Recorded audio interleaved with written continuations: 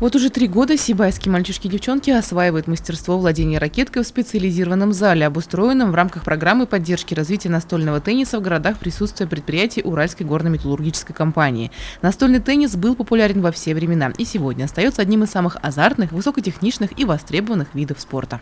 Наши дети активно занимаются настольным теннисом, увлекаются, ездят на разные соревнования.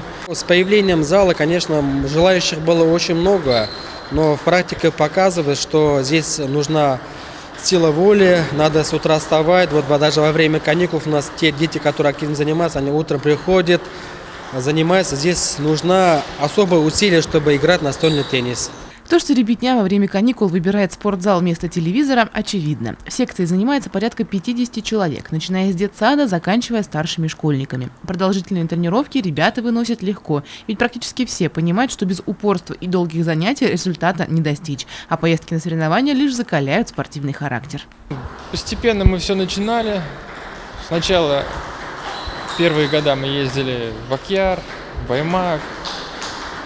Сначала проигрывали. Сейчас выигрываем. Сейчас уже легко, конечно, выигрываем. Потом начали ездить в Уфу, то есть вот такие соревнования. Буквально вот в этом году у нас более плотный график, то есть сейчас дети растут по уровню. Буквально мы в понедельник приехали с города Казани, то есть всероссийский турнир был очень серьезный, то есть 2006 год и младше.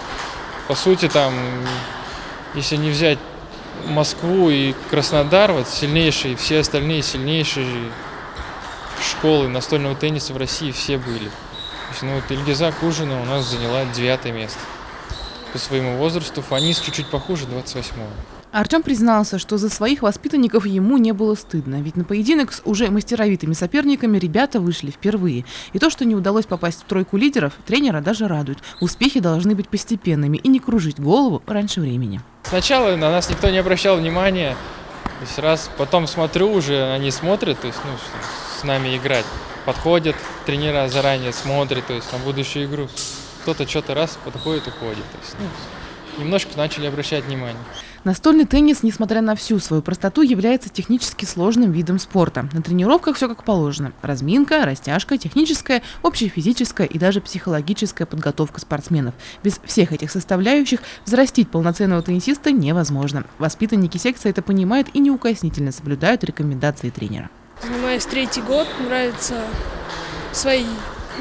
это спорт подвижный, в нем это не командный вид спорта, ты сам отвечаешь за свои выигрыши или поражения и не ищешь ошибку в ком-то, ты всегда знаешь, что ошибка в тебе, и поэтому этот вид спорта мне нравится. Я занимаюсь уже 3-й год, мне нравится, потому что он быстрый, легкий, не самый сложный спорта.